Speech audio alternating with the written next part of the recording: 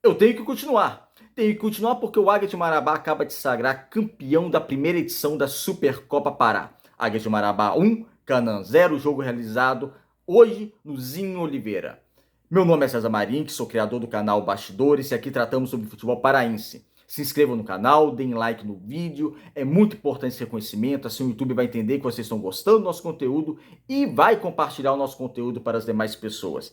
Esse vídeo de hoje é o primeiro vídeo de análise de jogo da temporada 2024. Eu vou trazer vários jogos que vão ocorrer na temporada 2024, analisando a partida, trazendo esquema tático, trazendo também um campinho. Então, uma novidade que eu vou trazer aqui no canal, o canal que é recém-criado, tem pouco mais de 3 meses, já passamos da marca de 1.000 inscritos, então muito obrigado a todos. Sem mais delongas, vamos para o tema de hoje. Antes de analisar a partida, é importante falar como é disputada a Supercopa Pará, né?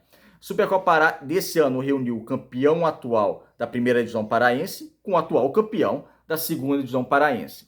A partir de 2025, a Supercopa Pará será disputada entre o atual campeão paraense, ou seja, o campeão paraense de 2024, e o campeão da Copa Grão Pará de 2024. Vale lembrar que a Federação Paraense de Futebol criou mais 2 novos torneios para essa temporada. Um é esse de hoje, a Supercopa Pará, e o outro é a Copa Grão Pará. A Copa Grão Pará serão disputadas pelas equipes que disputaram o Campeonato Paraense e foram eliminadas nas fases quartas finais e na semifinal. É praticamente um torneio de consolo, assim, por assim dizer. Então foi criado essa Copa Grão Pará, que é para dar mais uma movimentação no torneio, no futebol paraense. Eu acredito que seja até uma ideia válida, sim, de se fazer. Então foi criada a Copa Grão Pará. Então em 2025 a Supercopa será disputada entre o campeão paraense e o campeão da Copa Grão Pará. Pensando a longo prazo, acredito que a Supercopa Pará vai ter uma hegemonia de Remy Paysandu como tem do Campeonato Paraense. Vai ser um reflexo do Campeonato Paraense. Para Remy Paysandu, a Supercopa Pará não vale muito. Olhando a história, é uma partida só que você vai jogar provavelmente com um time adversário inferior tecnicamente. Então é uma partida que para a história de Remy Paysandu não conta muito. Mas é um torneio legal e bastante válido para as equipes do interior, como para o Águia de Marabá, como foi para o Canaã. Então é uma chance de ganhar um torneio estadual. O Águia foi campeão paraense, agora é campeão da Supercopa Pará. Então para essas equipes é muito válido esse torneio. A Remy Paysandu é praticamente uma partida amistosa de início de temporada. Tá?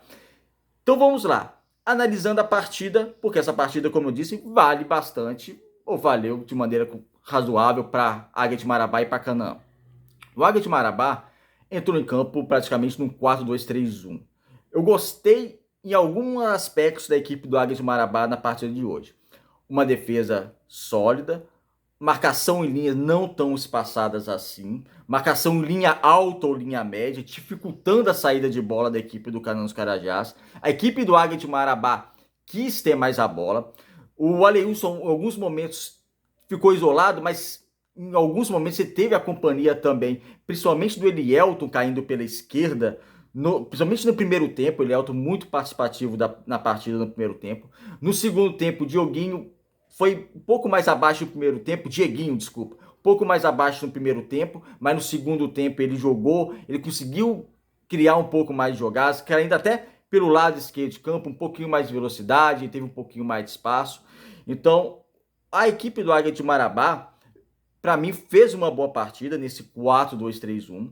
Em compensação, a equipe do Canaã deveu um pouco de futebol. O Canaã entrou numa espécie de 4-5-1, deixando o Paulo Rangel isolado na frente, mas deixou muito isolado na frente. Se o Águia entrou no 4-2-3-1 com o Aleilson mais à frente, mas ele tinha a companhia de outros jogadores, não falo mesmo da equipe do Canaã. Paulo Rangel praticamente foi peça nula. E você não pode anular o Paulo Rangel da partida, porque se deixar ele muito sozinho na frente, ele pode prender zagueiro, ele pode cavar uma falta, ele pode tentar virar um pivô para a chegada de alguém, mas deixar ele muito sozinho na frente é muito complicado e praticamente jogou com um a menos.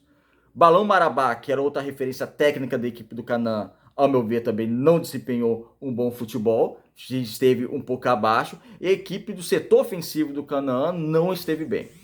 O Canaã teve muita dificuldade em relação à marcação, esse 4-5-1, principalmente as duas primeiras linhas, a primeira e a segunda linha, muito espaçada, e o Águia encontrava esse entre linhas, entre a primeira e a segunda linha do Canaã, espaço para conseguir armar jogada, para conseguir finalizar. É que a equipe do Águia não aproveitou, principalmente na primeira parte. Quebrar a linha da equipe do Canaã não era algo difícil, era algo que o Águia conseguia fazer, podendo fazer até com certa frequência.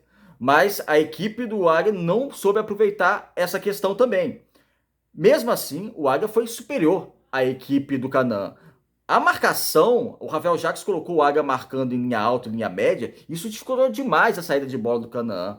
O Canaã errou muito espaço, o meio-campo errando muito espaço aqui do Canaã, o Canaã explorando muito a jogada as bolas compridas, né? A jogada do zagueiro já lançando, tentando lançar para o atacante, então lançamentos muito longos, então isso dificultou um pouco mais ainda a criação da equipe do Canaã. O sistema defensivo do Canaã também, ao meu ver, muito seguro. O Mimica, com sua experiência, ainda foi um jogador da defesa que sobressaiu.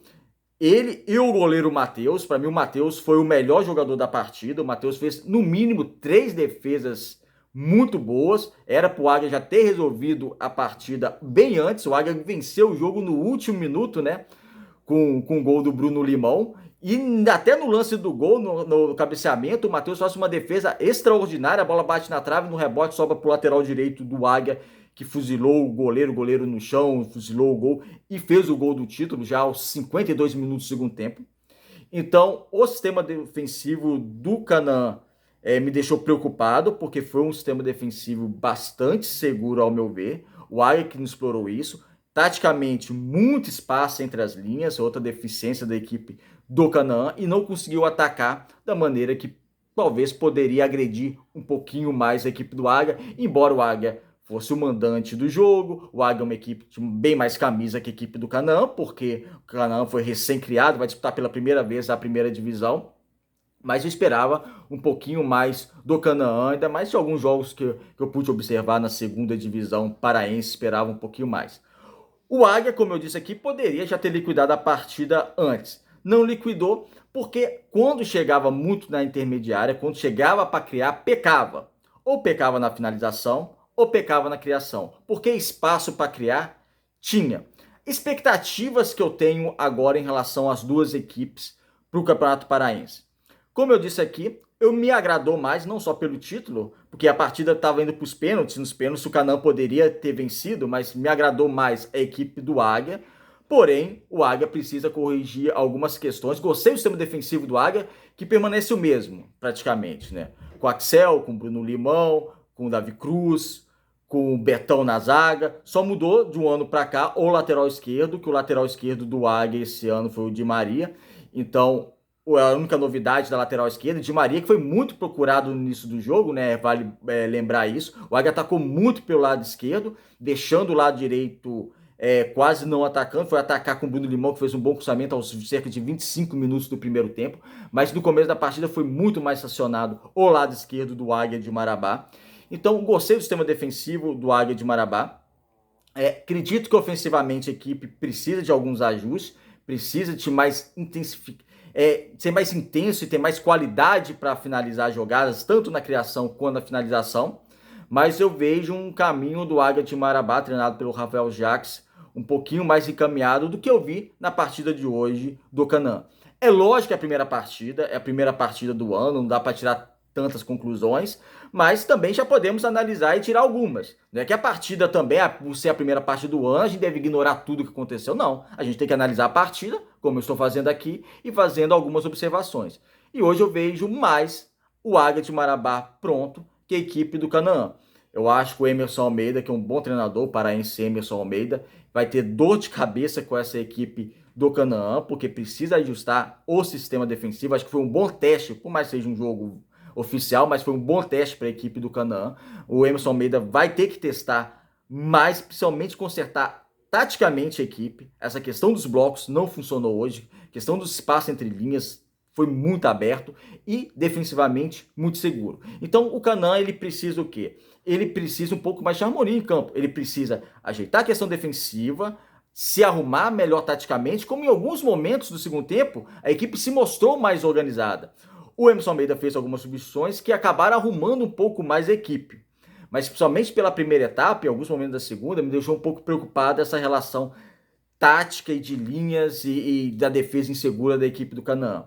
E arquitetar isso com a saída de bola, porque a saída de bola do Canaã também não foi boa. E a saída de bola do Canaã não sendo boa vai prejudicar a sua minha referência, que é o Paulo Rangel, que é um jogador que eu gosto, que é um jogador que tem tudo para dar certo também no Canaã. Já tá dando certo, mas tem tudo para fazer um bom campeonato paraense, mas ele precisa ser municiado, ele precisa de ter gente jogando com ele. Jogar da maneira que ele jogou, extremamente isolado, entre os zagueiros, que ele jogou hoje contra o Águia de Marabá, ele vai ser peça, por mais que ele lute, que ele brigue, vai ser peça batida e vai dificultar mais a trajetória do Canaã, que é da cidade de Canaã dos Carajás, uma bela de uma cidade, e é um clássico local, um clássico não, por tradição, Canaã começou agora, né, mas pela região é um clássico. E vocês que viram o jogo, o que vocês acham? Deixe seu comentário aqui. É isso. Obrigado por assistirem o vídeo até o final. Parabéns, Águia de Marabá, campeão da primeira Supercopa Pará. E até o próximo vídeo.